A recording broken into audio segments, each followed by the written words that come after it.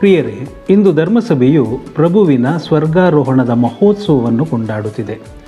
ಅಂದರೆ ನಾವು ಯೇಸು ಹೊರಟು ಹೋಗುವುದನ್ನು ನೋಡುವುದಿಲ್ಲ, ಬದಲಾಗಿ ಅವರು ನಮ್ಮನ್ನು ಮುನ್ನಡೆಸುವುದನ್ನು ನೋಡುತ್ತಿದ್ದೇವೆ. ಸ್ವರ್ಗಾರೋಹಣವು ಕ್ರಿಸ್ತ ಯೇಸುವಿನ ಭೂಲೋಕದ ಬೀಳ್ಕೊಡುಗೆಯ ಸಮಾರಂಭವಲ್ಲ, ಬದಲಿಗೆ ಅದು ಕ್ರಿಸ್ತ ರಾಜನ ಸಿಂಹಾಸನಾರೋಹಣ. ಸಂತ ಲೂಕಾಸರು ತಿಳಿಸುವಂತೆ ಅವರು ಅಂದರೆ ಯೇಸು ಮೇಲಕ್ಕೆ ಎತ್ತಲ್ಪಟ್ಟರು ಮತ್ತು ಮೋಡವು ಅವರನ್ನು ನಮ್ಮ ಕಣ್ಣಿನಿಂದ ಮರೆಮಾಚಿತು. ಅವರು ದೂರ ಹೋಗಲಿಲ್ಲ, ಮುಂದೆ ಹೋದರಷ್ಟೇ. ಸ್ವರ್ಗ ಎಂದರೆ ಮೇಲಿರುವ ಸ್ಥಳವಲ್ಲ, ಅದು ಮಹಿಮೆಗೊಂಡ ಯೇಸುವಿನ ಮಾನವತ್ವವು ತಂದೆಯ ಬಲಗಡೆಯಲ್ಲಿ ಕುಳಿತಿರುವುದು ಮಾತ್ರವಲ್ಲ, ನಮಗೂ ಬಾಗಿಲು ತೆರೆಯಲಾಗಿದ್ದು ನಮ್ಮ ಮಾನವ ಸ್ವಭಾವವನ್ನು ಎಳೆಯಲ್ಪಡುವುದಾಗಿದೆ. ಸಂತ ಅಗಸ್ತಿನರು ಹೇಳುತ್ತಾರೆ, ಕ್ರಿಸ್ತ ಯೇಸು ಸ್ವರ್ಗಾರೋಹಣರಾಗಿ ಶಿಷ್ಯರ ಕಣ್ಣುಗಳಿಗೆ ಕಾಣದಾದರೂ ದುಃಖವಾದರೂ ಶಿಷ್ಯರು ಯೇಸುವನ್ನು ಹೃದಯದಲ್ಲಿ ಪಡೆದು ಸಂತಸಗೊಂಡರು. ಕ್ರಿಸ್ತನ ಪುನರುತ್ಥಾನ ಹಾಗೂ ಸ್ವರ್ಗಾರೋಹಣ ಶಿಷ್ಯರನ್ನು ಬಲಿಷ್ಠ ಸುವಾರ್ಥ ಸಾರುವರಲ್ಲಿ ಪ್ರಭಾವಿಸಿತು. ಪುನರುತ್ಥಾನರಾದ ಯೇಸುವನ್ನು ಮಗ್ದಲೇನದ ಮರಿಯಳು ಮುಟ್ಟಲೆತ್ನಿಸಿದಾಗ, ನನ್ನನ್ನು ಹಿಡಿದುಕೊಳ್ಳಬೇಡ, ಏಕೆಂದರೆ ನಾನು ಇನ್ನೂ ಆರೋಹಣವಾಗಿಲ್ಲ ಎನ್ನುವ ಯೇಸುವಿನ ಮಾತುಗಳು ಆತ್ಮನು ಇಳಿದು ಬರಲು ತನ್ನ ಆರೋಹಣದ ಪ್ರಾಮುಖ್ಯತೆ ಹಾಗೂ ತನ್ನ ದೇಹವನ್ನು ಹಿಂತೆಗೆದುಕೊಂಡು ತನ್ನ ಶರೀರವಾದ ಧರ್ಮಸಭೆಯನ್ನು ನಮಗೆ ನೀಡುವ ಇಚ್ಛೆಯನ್ನು ತೋರುತ್ತಾರೆ. ಸಂತ ಥಾಮಸ್ ಅಕ್ವಿನಾಸ್ ತಿಳಿಸುವ ವಿಷಯ ಅಭೂತಪೂರ್ವ. ಯೇಸುವಿನ ಸ್ವರ್ಗಾರೋಹಣಕ್ಕೆ 3 ಕಾರಣಗಳನ್ನು ನೀಡುತ್ತಾರೆ. ಮೊದಲನೆಯದು ವಿಶ್ವಾಸಕ್ಕಾಗಿ ಅಥವಾ ನಂಬಿಕೆಗಾಗಿ. ಅವರು ಮೇಲಕ್ಕೆ ಆರೋಹಣರಾದರು, ಏಕೆಂದರೆ ಕಾಣದಿದ್ದರೂ ಅವರನ್ನು ನಾವು ವಿಶ್ವಾಸಿಸಲು ಧನ್ಯರೆನಿಸಿಕೊಳ್ಳಲು. ಎರಡನೆಯದಾಗಿ ನಿರೀಕ್ಷೆಗಾಗಿ. ತಲೆಯು ಎಲ್ಲಿಗೆ ಹೋಯಿತೋ ದೇಹವೂ ಅಲ್ಲಿಗೆ ಹಿಂಬಾಲಿಸುತ್ತದೆ. ಯೇಸು ನಮಗಾಗಿ ಸ್ಥಳವನ್ನು ಸಿದ್ಧಪಡಿಸಲು ಆರೋಹಣರಾದರು.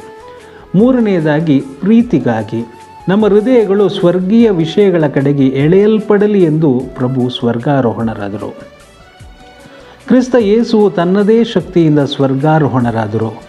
ದೇವರಾಗಿ ಮತ್ತು ಮಹಿಮೆಗೊಂಡ ಮನುಷ್ಯರಾಗಿ ಸ್ವರ್ಗ ಯೇಸುವಿಗೆ ಅನ್ಯ ಸ್ಥಳವಾಗಿರಲಿಲ್ಲ, ಅದು ಅವರ ನಿವಾಸ ಮತ್ತು ಈಗ ಅದು ನಮ್ಮ ಮನೆಯೂ ಆಗಿದೆ. ಕಾರ್ಲ್ ರಾನರ್ ರವರಿಗೆ ಯೇಸುವಿನ ಪುನರುತ್ಥಾನ ಹಾಗೂ ಸ್ವರ್ಗಾರೋಹಣ ಒಂದೇ ಘಟನೆಯ 2 ಮುಖಗಳು. ಪುನರುತ್ಥಾನವು ತಂದೆಯಾದ ದೇವರು ಯೇಸುವಿನ ಜೀವನದ ಮೇಲೆ ಹಾಕಿದ ಮುದ್ರೆಯಾದರೆ, ಸ್ವರ್ಗಾರೋಹಣವು ನಮಗೆ ಐತಿಹಾಸಿಕವಾಗಿ ಹಾಕಿದ ಸ್ಪರ್ಶಯೋಗ್ಯ ಮುದ್ರೆಯಾಗಿದೆ. ನಿನ್ನ ದೇಹ, ನಿನ್ನ ಕೆಲಸ, ನಿನ್ನ ಗಾಯಗಳು ವ್ಯರ್ಥವಲ್ಲ. ಕ್ರಿಸ್ತನು ಅವುಗಳನ್ನು ಸ್ವರ್ಗಕ್ಕೆ ತೆಗೆದುಕೊಂಡು ಹೋದರು. ಆದ್ದರಿಂದ ಈಗ ನೋಡುತ್ತಾ ನಿಲ್ಲುವ ಬದಲು ಆತ್ಮನನ್ನು ಎಲ್ಲೆಲ್ಲೂ ನೋಡಲು ಕಲಿಯಬೇಕಾಗಿದೆ. ಪ್ರಭುವಿನ ಸ್ವರ್ಗಾರೋಹಣದ ನಂತರ ಕ್ರಿಸ್ತನು ನಮ್ಮಿಂದ ದೂರವಾಗಲಿಲ್ಲ. ಅವರು ಎಲ್ಲ ವಾಸ್ತವತೆಯನ್ನು ತಬ್ಬಿಕೊಂಡರು. ಈಗ ನೀವು ಎಲ್ಲಿ ಪ್ರೀತಿಸುತ್ತೀರೋ, ಕ್ಷಮಿಸುತ್ತೀರೋ, ಸತ್ಯಕ್ಕಾಗಿ ಹೋರಾಡುತ್ತೀರೋ, ಅಲ್ಲಿ ಕ್ರಿಸ್ತನ ಮಾನವತ್ವವೂ ಇದೆ. ಜೀಸಸ್ ಆಫ್ ನಜರೆತ್ ಎನ್ನುವ ಪುಸ್ತಕದಲ್ಲಿ ಜೋಸೆಫ್ ರಾತ್ಸಿಂಗರ್ ಕಾರ್ಡಿನಲ್ ರವರು ಅಥವಾ ಪೋಪ್ ಬೆನೆಡಿಕ್ಟ್ XVI ರವರು ಯೇಸುವಿನ ಸ್ವರ್ಗಾರೋಹಣದ ಬಗ್ಗೆ ಉಲ್ಲೇಖಿಸುತ್ತಾ, ನಮ್ಮ ಮಾನವತ್ವದ ದೈವಿಕ ಶಾಶ್ವತೆಗೆ ನಿರ್ಣಾಯಕ ಪ್ರವೇಶ ಸ್ವರ್ಗಾರೋಹಣವಾಗಿದೆ ಎನ್ನುತ್ತಾರೆ. ಅದನ್ನೇ ಸಂತ ತೆರೇಸ ಹೇಳುತ್ತಾರೆ, ಕ್ರಿಸ್ತನಿಗೆ ಈಗ ಭೂಮಿಯಲ್ಲಿ ದೇಹವಿಲ್ಲ ನಿನ್ನದು ಬಿಟ್ಟು. ನಿನ್ನ ಕೈಗಳೇ ಅವರ ಕೈಗಳಾಗಿವೆ, ನಿನ್ನ ಪಾದಗಳೇ ಅವರ ಪಾದಗಳು, ನಿನ್ನ ಕಣ್ಣುಗಳೇ ಅವರ ಕಣ್ಣುಗಳಾಗಿದ್ದು, ನಿನ್ನ ಕಣ್ಣಿನ ಮೂಲಕ ಆತ ಜಗವನ್ನು ಕರುಣೆಯಿಂದ ನೋಡುತ್ತಾರೆ, ಕರುಣೆಯಿಂದ ಆಶೀರ್ವದಿಸುತ್ತಾರೆ. ಆದ್ದರಿಂದ ಪಿತಾ ಮತ್ತು ಸುತ ಮತ್ತು ಪವಿತ್ರಾತ್ಮರ ನಾಮದಲ್ಲಿ ದೀಕ್ಷಾ ಸ್ನಾನ ನೀಡಲು ನಮ್ಮ ಕೈಗಳನ್ನು ಪ್ರಭುವಿಗೆ ಅರ್ಪಿಸಬೇಕಾಗಿದೆ. ನಮ್ಮ ಕೈಗಳು ಕ್ರಿಸ್ತನ ಕೈಗಳನ್ನು ನೋಡುತ್ತಾ ಕರುಣೆ ತೋರಬೇಕಾಗಿದೆ. ನಮ್ಮ ಪಾದಗಳಲ್ಲಿ ಕ್ರಿಸ್ತನ ಪಾದಗಳನ್ನು ನೋಡುತ್ತಾ ನಮ್ಮ ನೆರವನ್ನು ನೀಡಲು ಮುಂದಾಗಬೇಕಾಗಿದೆ. ನಮ್ಮ ಕಣ್ಣುಗಳನ್ನು ಮೇಲೆತ್ತಿ ದೇವರ ಹೃದಯವನ್ನು ಮುಟ್ಟಬೇಕಾಗಿದೆ. ಆಮೆನ್.